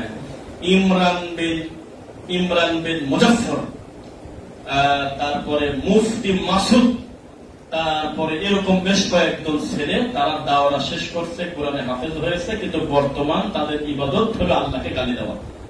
ফেসবুকে তারা গ্রুপ খুলে আমার নবীকে নিয়ে গালিগালাজ করে, আল্লাহকে নিয়ে কটু কথা বলে। এখন এই লিঙ্কটা এত বেশি সিরিয়াস, কমেন্টে গিয়ে দেখলে বোঝা যায় তাদের পক্ষেও শত শত লোক আছে। দেশটা কোন দিকে যাচ্ছে, আত্মমর্যাদা কোথায়? মানুষ, বললাম যে মানুষের কোনো অনুভূতি নাই, দিনের ব্যাপারে কথা আসলেই মানুষের কোনো ফিলিংস নাই। আপনাদেরকে আজকে একটু বড় কথা বলি, যুবক ভাইরা শোনেন। ইসলামের ব্যাপারে আপনারা কি কেন জানতে চান না? ইসলামের ব্যাপারে কথা আসলে আপনারা একটু দুর্বল কেন? একজন লোক ওই একটা জুতায় সোমা খাচ্ছে কালকে, সোমা খায় বলতেছে এটা হলো আমার নবীর জুতা মোবারক। আল্লাহর নামে শপথ, আমার এই মোবাইলে লাইভ হচ্ছে, নইলে আমি দেখাতাম 1400 কমেন্ট। কত কমেন্ট? 1400 কমেন্টের ভিতরে আমার চোখে শুধু 3টা কমেন্ট পড়ছে যারা বলছে নাউজুবিল্লাহ, বাকি সবাই লাগছে সুবহানাল্লাহ, আমিন, আল্লাহু আকবার। এই যে 1400 লোকের 1350 লোক যে লিখতেছে সুবহানাল্লাহ, তাহলে এরা তো মুসলমান। কিন্তু কেমন মুসলমান বলেন? জুতায় সোমা খাচ্ছে আর বলতেছে নবীর জুতা নারায়ণগঞ্জে। এই লোকের যদি যুদ্ধে রওনা দেয় আমরা কালকে কাশ্মীরে, ও পাগল তোলে বর্ডার তীর পড়াবে না। ও কি ধর্মই বোঝে না, দিনই বোঝে? ও আর হিন্দুর পার্থক্যটা আপনি কোন জায়গা ফেলে পাইছেন? খালি খালি দল ভারী করে যাবো না, যাওয়ার পর এটা বললেও যা, ওটা বললেও তাই। পার্থক্য হল ঈমান। বলু লা ইলাহা ইল্লাল্লাহ তুফলিহুন। প্রত্যেক নবী দাওয়াত দিয়েছে বলো লা ইলাহা ইল্লাল্লাহ, তাহলে তুমি সফল কাম হবে। এই ব্যাপারে কোনো কিন্তু সারাসারি নাই। আছে কি? মাও যদি বলে সালাত আদায় করার দরকার নেই, মানা হবে না। যেভাবে হোক কৌশলে সালাতটা পড়েন। আল্লাহর বান্দার মুখামুখি যদি কোন কথা আসে, তখন আল্লাহটা মেনে নিতে হবে, বান্দারটা নেওয়া যাবে না। কথা বুঝতেছেন? সম্পদের জন্য আপন মায়ের পিঠের ভাই, 2 ভাই মিলে বাপকে পিটায় রক্তাক্ত করেছে কয়েকদিন আগে, দেখছেন ভিডিও? কোথায় আছেন আপনি? আপন ভাই আর এক ভাই পেটের ভিতরে টাকা ঢোকায় দিয়েছে, ওই দিক দিয়ে টাকাটা বের হয়ে গেছে, হাসপাতালের পেটে কান্না করতেছে। আপন ভাই আর এক ভাইয়ের বাচ্চাকে কোরআন দিয়ে কোপাচ্ছে সম্পদের কারণে। তো দুনিয়া এইভাবে যদি আমরা চলতে থাকি, তাহলে আমরা কিভাবে বিজয় আশা করবো বলেন? এতগুলো ব্যর্থতার ভিতরে একটি সফলতা, সেটা কি? আল্লাহ জেরুজালেম জয় করাবেন, বাইতুল মুকাদ্দাস মুসলিমদের সম্পদ। কাদের সম্পদ? আবার মুসলিমদের হাতে আসবে, বলেন আলহামদুলিল্লাহ। এই জমিনটা কিছুদিনের জন্য হলেও ইসলামী খিলাফত, ইসলামের আইন অনুযায়ী শরিয়া মোতাবেক প্রতিষ্ঠিত হবে। ইমাম মাহদী আলাইহিস সালাম কাজ প্রায় করেই দিয়ে যাবে, ঈসা আলাইহিস সালাম এসে বাকিটা পূর্ণ করে দেবে, একেবারে প্রায় শেষই করে দিয়ে যাবে, আর কোনো চাপ থাকবে না। ঈসা আলাইহিস সালাম আসবে। এবার তো সবাই খেয়াল করবেন, এবার ভালো লাগবে। ঈসা নবী এসে প্রথমে খোঁজ করে খ্রিস্টানদের কি বলে জানো, ক্রুশ বলেন নাকি চিহ্ন, এইটা ধরে আগে পিটাবে। আগে আমি বলছি কি আর তোরা করলি নাকি? আমি বললাম যে আল্লাহ আমাকে তুলে নিয়েছে, আমার হায়াত আছে, আর তোরা বানাইছিস আমাকে আল্লাহ মারিয়ে দিয়েছে। আমাকে তোরা জোর করে এমন কাম করছিস যে সমস্ত লোকের পাপ আমি নিয়ে ফেলে চলে গেছি। আমি কি তাই বলছি নাকি? আমাকে কতলও করে নাই, আমাকে শুলেও চড়ায় নাই, আমি আমার আল্লাহর কাছে সংরক্ষণে ছিলাম। সুবহানাল্লাহ। আমি আলাদা কোনো বিধান নিয়ে দুনিয়াতে আসি নাই, তবে কয়েকটা জিনিস ক্লিয়ার করতে আসছি। তোর ঠাকুর আছে পিঠা ছাড়বো, এই গির্জা, এই যা করো এগুলো আমি শিখাই দিয়ে দেয় নাই, এগুলো কোনো কাজ না। কিন্তু তারা বসে আছে খ্রিস্টানরা আজও পর্যন্ত, যে ঈসা নবী এসে বলবে মুসলমানরা বাতিল, খ্রিস্টানরা হলে আমার। কারণ খ্রিস্টানদের নবী তো তিনি, তাই না? ঈসা আলাইহিস সালাম কাদের নবী? খ্রিস্টানদের নবী। কিন্তু এখন যে খ্রিস্টান, এই খ্রিস্টান কি তারা? তিনি এসে বলবেন কয়েকটা বিষয়। এক, আমাকে শুনে চড়ানো হয় নাই, তোমরা মিথ্যা অপবাদ দিয়েছিলে। 2, আমি কোনোদিনও বলি নাই যে আমি আর আমার আল্লাহ এক, আমি তা বলি নাই। আমি বলছি আমাদের দুইজনের সিদ্ধান্ত এক, আমি তার কর্মের বাইরে, তার কথার বাইরে চলি না, এই হিসাবে এক, কিন্তু সৃষ্টিগত ভাবে এক না। তিনি খালেক, আমি মাখলুক। আমি কোনোদিনও বলি নাই যে আমার মা মরিয়মের স্বামী হলো আল্লাহ। তোমরা কেন এই কথা বলছো মারামারি করে? এই কথা বলে তাদেরকে বলবে যুদ্ধটাই হবে তাদের সাথে। অথচ এখনো তারা উল্টা আমাদের পর দাবি করে যে তাদের নবী এসে আমাদের নাকি শেষ করে দেবে, তাদেরকে বলে জয়ী করবে। এরপরে তিনি যখন দুনিয়াতে আসবেন, ইমাম মাহদী আলাইহিস সালামের সঙ্গে তিনি যুক্ত হয়ে সারা পৃথিবী তিনি শাসন করবেন দাজ্জালকে হত্যা করার পর। তবে তখন একটা কাজ হবে, ইমাম মাহদী আলাইহিস সালাম আসার পরে প্রচুর বৃষ্টি হবে, ফসল বাড়বে, গোয়ালে পূর্বের থেকে গরুর পরিমাণ বাড়বে, দুধ বাড়বে, ডালিম বড় হবে, প্রত্যেকটা খাদ্যদ্রব্য, শস্য, বৃষ্টি, বাদল, যেগুলো মানুষের কল্যাণ, এগুলো প্রচুর পরিমাণ বেড়ে যাবে। তখন যেন মানুষ বুঝতে পারে ইমাম মাহদী আলাইহিস সালাম আসছে, এটা আল্লাহর পক্ষ থেকে বারাকা। গোয়াল ভরা গরু, যা করবে আপন সন্তান তাই লাভ হবে। আর এমন একটা অবস্থা হবে দাব্বাতুল আরদ আসার পরে, মুসলিম মুমিনের সংখ্যা এমন ভাবে মার্ক করা যাবে, বোঝা যাবে, শুধু মুমিন বললেই বুঝবে যে অমকের কাছ থেকে গরু কিনছে, এত সুন্দর একটা অবস্থা হবে, তবে এটা আল্লাহ করবে ইনশাআল্লাহ, নাকি? এখন আমরা না দাজ্জাল আসলো, না ইমাম মাহদী সালাম আসছে, না ঈসা সালাম আসছে, এখন আগেই যদি আমি জোর করে এগুলোকে ডেট দিয়ে আনতে চাই, এটা কি ঠিক হবে? এটা গায়েবের ব্যাপার, এটা আল্লাহর কাছে থাকুক। তবে ইমাম মাহদী সালাম কোথায় জন্ম নেবে এই ব্যাপারে আমাদের সমাজে ভুল তথ্য আছে, কিছু বহু মিথ্যা কথা আছে। এগুলো কোনো কথা না। কোন সময় কখন আসবে, কোন স্থানে, এই ব্যাপারে কোনো নির্দিষ্ট বলা নাই। তবে বলা আছে তিনি শেষ জামানায় আসবে, এইটা বলা আছে। শেষ জামানায় আসবে। ইমরান বিন হুসাইন রাদিয়াল্লাহু আনহুর হাদিস থেকে বোঝা যায় যে তিনি আসবে, তার আব্বার নাম হবে আব্দুল্লাহ, তার নিজের নাম হবে আহমদ মোহাম্মদ। তিনি তো অবশ্যই বিদায় প্রাপ্ত মাহদী। তিনি আসবেন, এসে বলবেন আমি হলো ফাতেমা রাদিয়াল্লাহু আনহার সন্তান, হোসাইনের বংশধর। সুবহানাল্লাহ, আমি রাসূলের বংশধর, আমার নাম মোহাম্মদ আহমদ। তার আহমদ বিন আব্দুল্লাহ, আরেক বর্ণনায় মোহাম্মদ বিন আব্দুল্লাহ। পিতার নামও হবে আব্দুল্লাহ, নবীর নামের নামও তার হবে। এরপরে তিনি আসবেন, তার চেহারা সুন্দর হবে, একজন সাহাবীর নামে চেহারার সাথে হুবহু মিলে যাবে। এ ধরনের কথা আল্লাহ রাসূল মৃত্যুর আগে বলে দিয়েছেন। তিনি যখন আসবেন তখন লোকজন বুঝতে পারবে যে মাহদী এসে গেছে। তখন সবাই সুসংবাদ প্রাপ্ত হবে, একটা ঝাঁকুনি আসবে, জমিন খুশিতে উৎসবহল হবে, ফসল বাড়বে জমিনে। এই পরিবর্তনগুলো দেখে মানুষ বলবে যে আল্লাহ যে সবকিছু করতে পারে, এটা হলো তার একটা দৃষ্টান্ত। এই জন্য অনলাইন থেকে বাঁচাটা বড় কঠিন। ইউটিউবের ফিতনা, অনলাইনের ফিতনা, জাগতিক দুনিয়ার বড় বড় পাপ থেকে বাঁচা।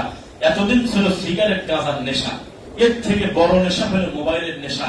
একটা মেসেজের শব্দ হলো, বলতেছে আচ্ছা কিলা মেসেজ দিলে দেখেই নেই, 2.5 ঘন্টা চলে গেছে মেসেজ দেখতেছে। এমন একটা নেশা, রাত বাজে গেছে 3টা 4টা, এটা শেষ হয় না। ডাক্তারের কাছে অধিকাংশ রোগী গিয়ে যাওয়ার পর একজন আই স্পেশালিস্ট, জার্মানের একজন বড় ডাক্তার, যিনি বিশ্বের 17 জনের একজন ডাক্তার, কি খেলা কথা, সেই লোক একটা বিবৃতি দিয়েছে, এভাবে যদি চলতে থাকে মোবাইল দেখা অবস্থা, তাহলে সম্ভবত আগামী প্রজন্ম আমরা একটা প্রতিবন্ধী প্রতিকূল সমাজ পাবো।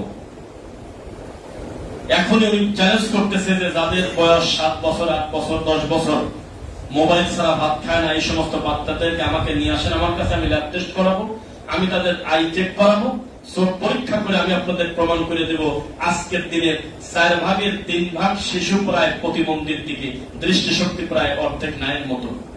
মানে আল্লাহ যেভাবে তাদের দিয়েছে বিচক্ষণতা, ধারণ ক্ষমতা, এটা প্রায় আমরা শেষ করে দিচ্ছি কৃত্রিম ভাবে। এই জন্য সতর্কতার সাথে আমাদেরকে এগোতে হবে ইনশাআল্লাহ। আল্লাহ সুবহানাহু ওয়া তাআলা আমাদের যেন দিনের বিজয় দেন, আল্লাহুম্মা আমিন। এবং ইসলামের এই বিজয় আমাদের সামনে যদি আমরা এই সুসংবাদ একবার পেয়ে যাই, আল্লাহ যেন তাদের সঙ্গে আমাদেরকেও যুক্ত করে দেন, আল্লাহুম্মা আমিন।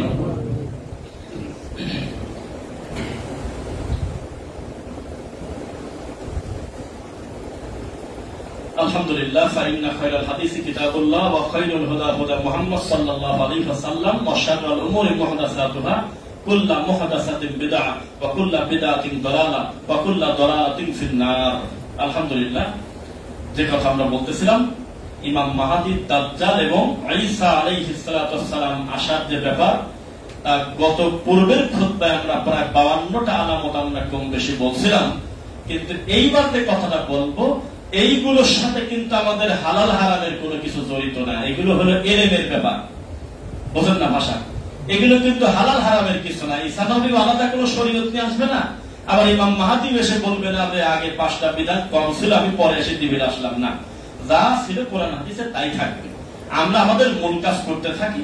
সূর্য যদি পশ্চিম দিকে উঠে না, আমরা বলবো যে আল্লাহ তোমার নিদর্শন, আমি মুসলিম, আমার কোনো আফসোস নাই, আমি আগেও রেডি ছিলাম, এখনো রেডি আছি, আমি ইমান অবস্থায় আছি ইনশাআল্লাহ। যদি ইমাম মাহদী আসে, খুশিতে বলবো আল্লাহ তুমি তার সৈনিক হিসেবে আমাকে কবুল করো আল্লাহ। ঈসা আলাইহিস সালাম যদি আমাদের দেবদশা আসে, সর্বপ্রথম আমি তার হাতটা গিয়ে ধরবো, আল্লাহ আমি তোমার পাঠানো প্রেরিত তোদের হাতে হাত দিয়েছি, আল্লাহ তার সৈনিক হিসাবে কবুল করে, এটা দাবি থাকবে। কিন্তু আমাকে খুঁজতে বলে নাই কোথাও যে তুমি এগুলো খুঁজে খুঁজে বের করো, তারা কখন আসবে, কবে আসবে, এগুলো খোঁজার দায়িত্ব কি আমাদের? না। আমরা বহু জ্ঞানী জ্ঞানী মানুষকে আমরা হারিয়ে ফেলেছি উদ্ভট গবেষণা করার কারণে। এই ফোরাত নদীর পানি শুকে যাচ্ছে, এই একটা যুবক বের হয়েছে ইরাক থেকে, এইরকম উল্টা পাল্টা কিছু মিলাতে গিয়ে আজকে আমাদের দেশে এই দিনটা বানাইছে হলে জাদুঘরের দিন। এটা করা যাবে না। আল্লাহ যেগুলো গায়েব রাখছে গায়েবের মতোই থাকুক।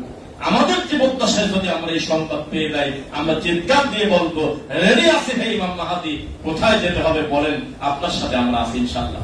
আর দাজ্জাল যদি সামনে পড়ে যায় তাহলে লাঠি হাতে করে মারতে যাবেন নাকি বলেন? কি করবেন? হ্যাঁ, সূরা কাহফ পড়বেন, তারপরে তার সামনে যাবেন না। এত সস্তা কথা নয়, এটা হলো আমাদের জন্য একটা পরীক্ষা। আর তিনি আদম সন্তান, নির্দিষ্ট একটা সময় আসবে, এটা মনে রাখবেন। বাদ বাকি যত কথা সমাজে আছে এগুলো ভুল ভ্রান্তি কথা। তিনি আসেন নাই, এটা দায়িত্ব নিয়ে বলা যেতে পারে তিনি আসেন নাই। কারণ তিনি আসলে যেই পরিবর্তন সমাজে ঘটবে, এ ধরনের পরিবর্তন এক ইঞ্চিও বোঝা যাচ্ছে না। তিনি আসলে তার পাওয়ার সাময়িকভাবে দেওয়া হবে, দিন পরিবর্তনের, সময় পরিবর্তনের যে ব্যাপার, এটা কঠিন। তবে গত জুমার খুতবায় আমি বলছিলাম একটা ব্যাপার, আপনারা সবাই খুব সম্মতি দিয়েছিলেন যে আসলে কথা ঠিক কি, কিয়ামতের পূর্বের সময়ের বরকত থাকবে না, দ্রুত সময় চলে যাবে। এটা বলছিলাম, মনে আছে? এটা কি মেনে নেই? সময় কিন্তু দ্রুত চলে যাবে। এই তো সেদিন রোজার ঈদ গেল, এই তো একসাথে এই জায়গায় তারা আমরা ঈদের নামাজ পড়লাম, এই তো সেদিন আমরা সিয়াম পালন করলাম, একসাথে ইফতার করলাম, মাস প্রায় 2টা শেষ। এই তো আরেক দিনের কথা, এই তো 2020 সাল, এখন আবার 2025 সাল। এত তাড়াতাড়ি চলে গেল সময়, সময়ের কোনো বরকত থাকবে না, কোনো মূল্য থাকবে না।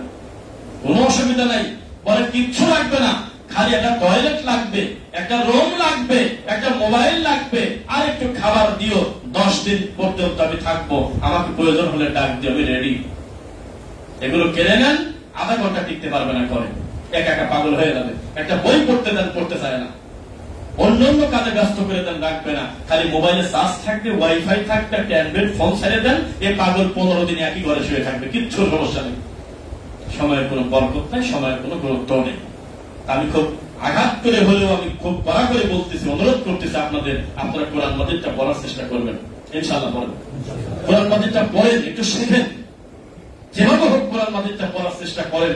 আপনার বাচ্চার বা আপনার বাড়িতে এসে একটা হাফিজিয়া মাদ্রাসার হুজুর আপনার ছেলেকে পড়া যায়, আপনি একটু লজ্জা করেন না, আমি নিজে পড়তে পারি না, আপনি তো একটু শিখতে পারেন, একসাথে বসে কোরআনটা পড়বেন, হাদিসটা পড়ার চেষ্টা করবেন, ইনশাআল্লাহ দিনকে অক্ষত রাখবে আল্লাহ সুবহানাহু ওয়া তাআলা। শেষ পর্যন্ত আল্লাহর জমিনে একটি দল থাকবে, তারা হকের উপরে থাকবে। এই দল হক যখন থাকবে, তখন ঈসা নবী তাদেরকে নিয়ে সামনে আগাবে, ইমাম মাহদী তাদেরকে নিয়ে সামনে আগাবে। ওই শিয়া নিয়ে আগাবে না কোনদিন, যারা নবীর সাহাবীদেরকে গালিগালাজ করে। এই আশা আপনারা ভুলে যান। কত গাদ্দারি তারা করেছে তার তো প্রমাণ আমরা পাইছিলাম। কি বলেন?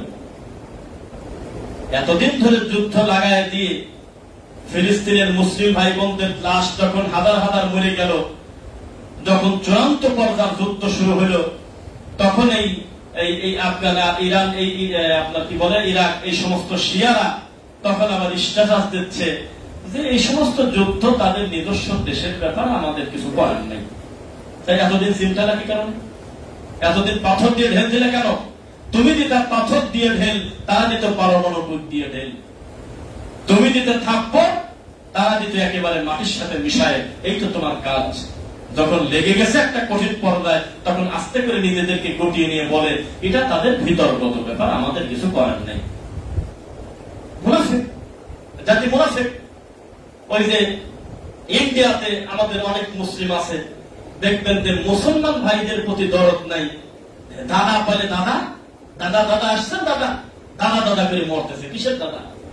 এত সহজ। আমাদের জাতিগত ভাবেই আমরা অকৃতজ্ঞ, আমরা এইভাবেই মানুষকে মূল্যায়ন করি।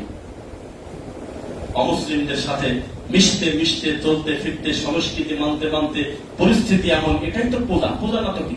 এটা নামই তো পূজা। দুনিয়াতে একটু সিয়ারের আসে একটা বড় হুজুরকে যদি বলা হয় যে ওই ওপারে দেশের দাদা দাদা একটু পায়ে সালাম করে আসে, চলে যাবে কাল সকালে, দুনিয়ার সাথে একটু সিয়ারের লোভে। মুসলিম চিরনবীর, মুসলমানের বেঁচে থাকা যতটুকু, মরে যাও ততটুকু, মুসলমানের কোন লস নাই। আল্লাহ নবী 1450 বছর আগে বলেছে, তোমাদের শরীরে একটা কাঁটা পর্যন্ত বেঁধে না, যেই কাঁটা তোমাদের গুনাহ মাপের জন্য আসে না। সুবহানাল্লাহ। মুসলমানের করোনা লাভ, জ্বর লাভ, মাথা ব্যথা লাভ, পা ভাঙা লাভ, যাই কিছু হবে সব লাভ। প্রয়োজনে আত্মহত্যা করবেন নাকি বলেন? এ কাজ করা যাবে না। হয়তো আপনি সতর্ক ছিলেন, কোন কারণে ভরে গিয়ে পাটা ভেঙে গেছে, আপনি কল্যাণ মনে করবেন, আল্লাহ এর মাধ্যমে তুমি আমার গুনাহ ক্ষমা করো, আল্লাহ আল্লাহ এর মাধ্যমে তুমি আমার ভুল থাকলে ক্ষমা করে দাও। তাই বলে আবার ওই রকম হোন্ডা চালায় মরলে কেউ ঝামেলা আছে। এই রাস্তার এই পাশে একবার ওই পাশে একবার উল্টা পাল্টা গিয়ে টাকের সাথে গোদা লেগে মরে গেছেন। আমরা না জোর করে শহীদ বানা দিলাম, কিন্তু আপনি তো আত্মহত্যা করলেন, নিজের প্রতি জুলুম করলেন। এভাবে বাইক চালাতে বলেছে কে? সাবধান। এই পূর্বাচলে দেখা যায় বেশিরভাগ নীলা মার্কেট থেকে টান দিয়েছে, পুরীর থেকে টান দিয়েছে, একেবারে মনে হচ্ছে যে ওর মা জানাজা ধরবে, বাপের জানাজা ধরবে, এমন টান দিচ্ছে, ডানে বামে কোনো নজর নাই। কোনোভাবে যদি একটু কুতা কোথাও লাগে পায়ের ক্যালসিয়াম ছুটে মারা যাবে। এরকম বেয়াদব আছে না? এটা কি ইসলাম? এই মুসলমানের বাচ্চারা এই কাজ, এত বিপদে পড়েছে সে, এগুলো আত্মহত্যা। মুসলমান তো ধ্বংস করতেছে নিজেদেরকে এভাবে। কোনদিন আগ বাড়িয়ে এমন কিছু করতে যাবেন না যেই কাজটা আপনি নিজের প্রতি জুলুম করলেন।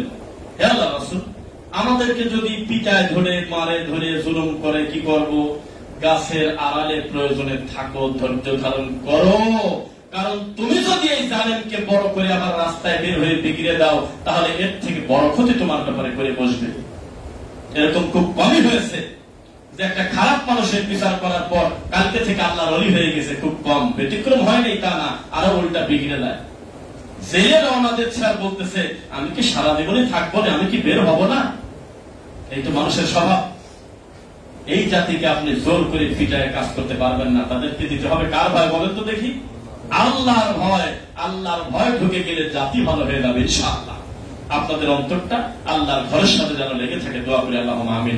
আরেকটি বিষয় বলি, আপনারা ওই নেতাকে খবরদার পছন্দ করবেন না যেই নেতার সাথে আল্লাহর ঘরের কোনো সম্পর্ক নেই, যেই নেতা সামনে কাতার ছেড়ে না, যেই নেতা জামাত ফেল করে, যেই নেতা যদিও মসজিদে আসে একবারে শেষে এসে একবারে সবার আগে আস্তে করে পড়া চলে যায়, ডেকে মানুষ পায় না, জোহরের নামাজের পরে কোনো ডেট দিলে এই 3:30টার সময় আসে, নামাজের লোক বসে থাকে, সে নামাজ পড়ে না, এমন লোককে খবরদার দায়িত্বশীল বানাবেন না ইনশাআল্লাহ। অন্তত আল্লাহর ভয় তার ভিতরে থাকুক। কি বলেন? এই শোনেন, 100 জন যদি অন্ধ থাকে এক জায়গায়, ইমামতি করবে কি? দলিল দেন। 100 জন অন্ধ চোখে দেখে না, ইমামতি করবে কি? অন্তরাই করবে কেউ একজন। ওর ভিতরে যে একটু কম কান আসে, সবাই ল্যাংটা, ইমামতি করবে কি? মোটামুটি তার হাঁটুটা ঢাকা আছে, একটু কাপড় আছে, শরীরে ইজ্জত থাকছে, তাকে তুলনামূলক ভালো তো আমরা চেষ্টা করতে পারি কিনা? যার দ্বারা আমার সমাজের উপকার হবে, যিনি আল্লাহর ঘরে সালাত আদায় করে, যিনি মানুষের সঙ্গে মেশে, যিনি দিন সম্পর্কে সচেতন, যিনি আলেম প্রেমী, কোরআন প্রেমী, ইসলাম প্রেমী, এমন মানুষকে তো আমরা যোগ্য সম্মান দেব না? এইটা যদি আপনি করতে চান তাহলে হয়তো কিছু উপকার আল্লাহ নেবেন ইনশাআল্লাহ। আর যদি মুনাফিকি করি আমরা, তাহলে তো সবিশেষ। আমি ওই কথাগুলো মনে পড়ে চোখের সামনে। আল্লাহ, যারা যারা মন্দির পাহারা দিতে গিয়েছিল, যারা যারা দুনিয়াতে একটু সিয়ারের লোভে ওই যে একটা হিন্দুদের একটা ইসকনের একজন জঙ্গি সংগঠনের একজন প্রধান, নাম ভুলে গেছি, চিন্ময়, এই লোকের সারতে মনে হয়, তাই না? সারার পরে না বলবো না, আমাদের দেশের হুজুররা যারা ইসলামের দায়িত্ব নিতে চায়, এই লোক যা কাছে বসা বলতেছে, এ আমাদের স্নেহের সন্তান, এই চিন্ময় আমাদের সন্তানের মতো কাছে টানি বুকে টেনে এনেছে। তুমি আবার মানুষকে বলো চলো আমরা জিহাদ করি ওদের বিরুদ্ধে। কি কয় এগুলো? কি বলে এগুলো? সামান্য 2টা ভোটের আশায় ওখানে বসে বলতেছে চিন্ময় আমাদের স্নেহের সন্তান, আমাদের আদরের সন্তান।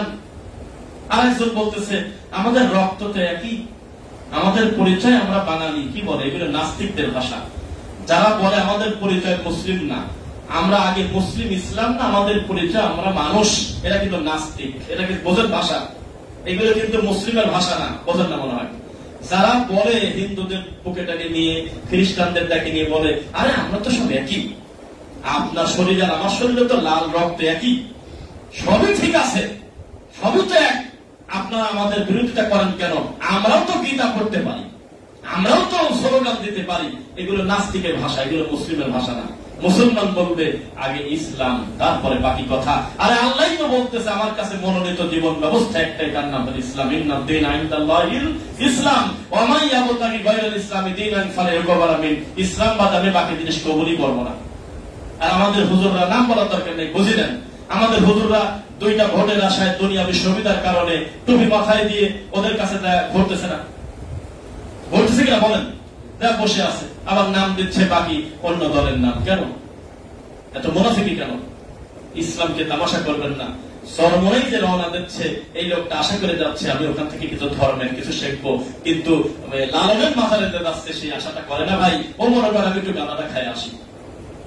দেওয়ানবাগির কাছে যে যাচ্ছে ও ধর্ম আশা করে যায় না, জানেই যে শয়তান, আমি শয়তানের কাছে যাচ্ছি পাপ ঠেকার জন্য। মাজারে যে রওনা দেয়, বোঝা গেল লোকটা গাঁদা খেতে যাচ্ছে বা দুনিয়াতে কিছু সুবিধার কারণে, কিন্তু চরমনেই যখন রওনা দেয়, অন্যান্য পীরের দরবারে যখন রওনা দেয়, যাদের মুখে দাড়ি মাথায় টুপি, তখন তার আশা করে দেয় এখানে গেলে ইসলামের কিছু পাবো। এই সুযোগে আপনি যদি তাদের শিরক করান, এই সুযোগে তাদের যদি আপনি ধর্ম বিরোধী কর্ম করান, এই লোকটা তো সবই গেল। সাবধান। আল্লাহ সুবহানাহু ওয়া তাআলা আমাদের ভয়াবহ প্রতারণা থেকে হেফাজত করুক, আল্লাহুম্মা আমিন।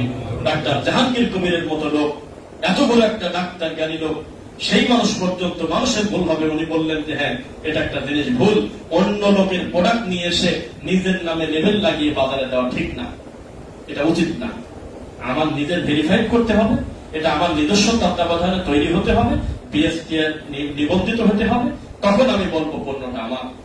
আপনার কাছ থেকে পণ্য ধরে নিয়ে এসে আমি একটা লেবেল লাগাই দিয়ে যদি বলি যে এটা আমার পণ্য, এটা কি হবে? কালকে যদি খারাপ কিছু বের হয়, দায়িত্ব কে নেবে? ইসলাম ঠিক ওই জিনিসটা বলে, শোনো তুমি আরেকজন থেকে ধার করতে নাও কেন, ওরাই তো তোমার থেকে ধার কর্জ নিয়ে চলবে, ওরা তোমাকে জিজিয়া কর দিয়ে চলবে, ওরা তোমার কাছে সাহায্য প্রার্থনা করবে। তুমি মুসলমান কি করে তুমি একজন অমুসলিমের কাছে গিয়ে দাদা বলেন, দাদা জি দাদা জি দাদা বলো কেন? তোমার এই মানুষ খোঁজার কারণে তো তোমার ধর্ম বিকৃত হয়ে যাচ্ছে, ইসলামকে তুমি হাসির পাত্র করলে। সর্বোপরি এখন আমরা আশা করি যারা ডাইরেক্ট শিরকের সাথে লিপ্ত না, সরাসরি যারা কুফরি করে না, ডাইরেক্ট যারা মাজারে সেজদা দেয় না, তারা আমাদের পার্থক্য থাকলেও আমরা মুসলিম হিসেবে এক ইনশাআল্লাহ। দেশের স্বার্থে যখন কথা আসবে তখন আমরা সবাই এক ইনশাআল্লাহ। তখন যদি কেউ পলায়ন করেন তাহলে সে আরো সে ছাপ পাবেন না, এবং সেভাবে সবচেয়ে বড় গাদ্দার। দেশের স্বার্থে, ইসলামের স্বার্থে, মুসলিমের উম্মার স্বার্থে আমরা কিন্তু সবাই এক। স্বার্থ কাকে বলে? স্বার্থ হলো ফিলিস্তিনের মুসলিমকে তারা মারছে, এ ব্যাপারে আমাদের কোনো দ্বিমত নাই যে এটা আসলে একটা জুলুম। এ ব্যাপারে কারোর কোনো দ্বিমত থাকার কথা না যে আসলে আমাদের মুসলিম ভাইদের প্রতি নির্যাতন করতেছে, এটা অন্যায়। কিন্তু তারা তো তা মনে করে না। তার পাশের দেশ থেকে বলতেছে আমরাও কিন্তু গাদার মতো করে দেব, এটা ভাষা মতের ভাষা এগুলি বলে। তাহলে তাদের বোঝা লাগবে যে মুসলমানদের কত সাবধানতার সাথে আল্লাহ সাহায্য চাইতে হবে। এত নিরাশ হয়েন না। আসমান থেকে এখনো গজব আসে, এখনো 10 তলা বিল্ডিং মুহূর্তের ভিতরে ভেঙে পড়ে যায়, এখনো 3 মিনিটের 1 মিনিটের ভূমিকম্পে এখনো হাজার কোটি টাকা গায়েব হয়ে যায়, এখনো দাঁড়ানো পরে মাটির ভিতর থেকে আগুন বের হয়ে ইসরায়েলে দাউ দাউ করে জ্বলে, এখনো পর্যন্ত পাবনায় রড কলেজের সামনে একটা বিশাল বড় একটা করই গাছ নাকি গাছ ঠাড়া পড়ে মাঝখান থেকে একেবারে এমন ভাবে 2 ভাগ হয়ে গেছে, পুড়ে মনে হচ্ছে যে 10 জন কামলা মেরে 15 দিন ধরে কাটছে। হয়তো ঘটনা 1 সেকেন্ডেরও, ন্যানো সেকেন্ড, 1 সেকেন্ডেরও কম, কিসের সেকেন্ড, তাও সরাসরি পড়ে নাই, কয়েক জায়গা ছুটে ছুটে পড়ে ওই ঠাডাটা পড়ছে। কেদারে শয়তানি করে নাম দিয়েছে ঠাডা চত্বর। ওই জায়গাটাও আরো দুঃখের কথা, আমার আপন ফুফাতো ভাই এই যে এখানে ইমামতি করে, ভোটে পার হলেই এই যে কাজ করা, ওখানে ইমামতি করে, বড় বাড়ি। সে নিজে ফিজিক্যালি ওখানে গেছে, আমি ভিডিও দেবো, দেখবেন আপনারা। সেখানে যা দেখে ওই ঠাডা করা গাছের বাকলটা সে পেশার কামড়া খাচ্ছে আর হলে পানির মিশা মিশা খাচ্ছে, কয় এটা খালি উপকার আছে। এই পাগল জাতের কোন লজ্জা আছে? গাছের ঠাডা পড়ছে, এখন ওখান থেকে আশ্রয় নিয়ে নিয়ে পাতা নিয়ে পানিতে ডোবা ডোবা 3 নিঃশ্বাসে খাচ্ছে, সোদা মিশায় বিভিন্ন দরবারে নিয়ে যাচ্ছে, আসর বসছে, কিছুতেই ঠেকানো যাচ্ছে না, মহিলারা তারা আছে এখনো। এই সব লোক দোয়া করবে তার ছেলের জন্য, এরা রান্না করে দিচ্ছে, এরা আমাদের জন্য যুদ্ধে পাঠাবে, কোন বিপদে পড়ছে বলেন? এখন গাছের পূজা করতেছে, এখন তাদের ওই জ্ঞান নাই, কি করবে? আবার একটা পূজার জিনিস তোলার অজর নাই, এখন যে একটা ভণ্ড মাদার ভাঙিয়ে দিবেন, এ ব্যাপারে আমার বিরোধিতা আছে। কি গত কয়েকদিন আগে ফেসবুকে দেখছেন কিনা, একটা গাছের লাল সুতা নীল সুতা বাঁধা হতো, গাছের পূজা করা হতো, গাছটা কাটিতেছে, দেখছেন? হ্যাঁ দেখছেন, কোন চ্যানেলে দেখছেন? এনটিভিতে মনে হয় নাকি? হ্যাঁ, বটগাছ পুরাটা কাটিয়ে দিয়েছে, এইটাকে ভালো করে নিউজটা কর। এখন লেখছে কি, শিরিকের দোহাই দিয়ে একটি গাছ কেটে ফেলেছে। কিসের শতবর্ষী গাছ? এটা পূজা হতো, একবার লেখলো না এখানে মানুষ ইমান হারা হয়। আসলে এটা অন্যায় হচ্ছিল, এখন সে অন্যায়টা আজকে মিশে গেল। দেখতে মিডিয়াতে দেখতেছে যে শতবর্ষী গাছকে শিরিকের দোহাইয়ে কেটে ফেলা হলো। কি দরদ তোমার, দরদ তোমার কি তুমি বলে মুসলমান? এই হলো আমাদের অবস্থা। আল্লাহ যেন শিরিক মুক্ত তাওহীদ ঈমান আমাদের কবুল করেন। ইমাম মাহাদির সৈনিক হিসাবে কবুল করেন যদি আমাদের জীবদ্দশায় তিনি আসেন। দাজ্জালের ফিতনা থেকে আল্লাহ আমাদেরকে যেন হেফাজত করে, আল্লাহুম্মা আমিন। ঈসা আলাইহিস সালাতু ওয়াস সালাম এসে এই স্বর্ণ যুগের স্বর্ণ ইসলাম কায়েম করবে জমিনের উপরে। আমাদের জীবদ্দশায় যদি আসে, আল্লাহ তুমি দেখে দাও, তৌফিক দিও আল্লাহ। আল্লাহ যাবতীয় ফিতনা থেকে তুমি আমাদেরকে বাঁচাও আল্লাহ। আল্লাহ দাজ্জালের ফিতনা, কৃপণতার ফিতনা, জীবন মরণের ফিতনা, যত ফিতনা ফাসাদ এই জমিনের উপরে আছে তুমি আমাদেরকে হেফাজত করো আল্লাহ। আল্লাহ তুমি তাদের উপরে সন্তুষ্ট, যাদের তুমি ভালোবাসো আল্লাহ তাদের কাতারে তুমি আমাদেরকে শরীক করে দিও আল্লাহ। হে আরশের মালিক, আমাদের খোকন ভাই, আমাদের মুসল্লি খোকন ভাই আছেন এখানে, কোথায়? আলহামদুলিল্লাহ, তিনি আজকেই সম্ভবত রাতে তার ফ্লাইট। আমরা দোয়া করি আমার ভাইয়ের সফরটা যেন আল্লাহ নিরাপদ করে, সমস্ত বালা মুসিবতকে হেফাজত করে ভাই যেন সুস্থ শরীরে তিনি বিদেশের মাটিতে গিয়ে আল্লাহ যেন তাকে নেক হায়াত দেন, তার পিতা মাতাকে ধৈর্য ধারণ করে তার জন্য দোয়া করতে পারে তৌফিক দিন। আর সম্ভবত একজন মুসাফির আছে, আমি দেখি নাই, তবে আমি জানলাম